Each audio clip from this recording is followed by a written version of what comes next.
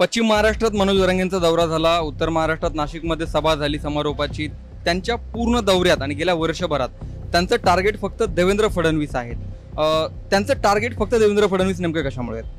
बघा, देवेंद्र फडणवीस हे त्यांचं टार्गेट असण्याचं कारण एक त्यांची जात, दुसरं ते एकमेव असं शक्तिमान नेतृत्व आहे, महाराष्ट्रातल्या सर्व समाज घटकांना बरोबर घेऊन जाणारं नेतृत्व आहे आणि पवारांचं पाळमुळं उकडून टाकण्याची क्षमता त्या नेतृत्वामध्ये आहे।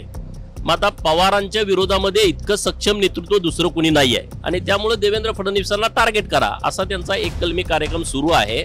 मला सर्व ओबीसी समाजाला, एससी समाजाला, आदिवासी समाजाला विनंती करायची आहे की आपण सगळ्यांनी पूर्ण ताकदीनं आणि गरीब मराठा समाजाला, ज्यांना खरंच मराठा समाजाचं हित ज्यांना जोपासायचं आहे, त्या सगळ्या लोकांना मी विनंती करेन की तुम्ही सगळेजण ताकदीनिशी देवेंद्र फडणवीसांच्या बाजूने उभं राहा।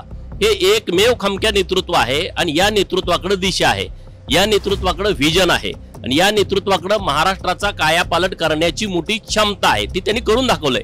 14 ते 19च्या दरम्यान पवारांचं दुकान पूर्णपणे त्यांनी बंद केलं होतं। आता जाती जातीमध्ये तेढ निर्माण करणं, वाद तयार करणं आणि देवेंद्रजींना टार्गेट करणं हा एकच कलमी कार्यक्रम पवारांच्या हातामध्ये आहे आणि तो सगळी लोक त्याच पद्धतीने बोलतायत।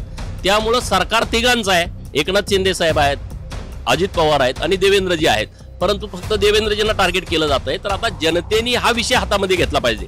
पुढाऱ्यांना काय वाटतं, पुढारी आत एक बोलतात, बाहेर एक बोलतात, पण सर्वसामान्य लोकांनी देवेंद्र फडणवीसांच्या पाठीमागे ठामपणे उभं राहिलं पाहिजे आणि विधानसभेला तीच परिस्थिती महाराष्ट्रामध्ये निर्माण होईल। सगळी लोक सर्व शक्तीनिशी देवेंद्र फडणवीसांच्या पाठीमागे उभा राहिलेली तुम्हाला दिसतील।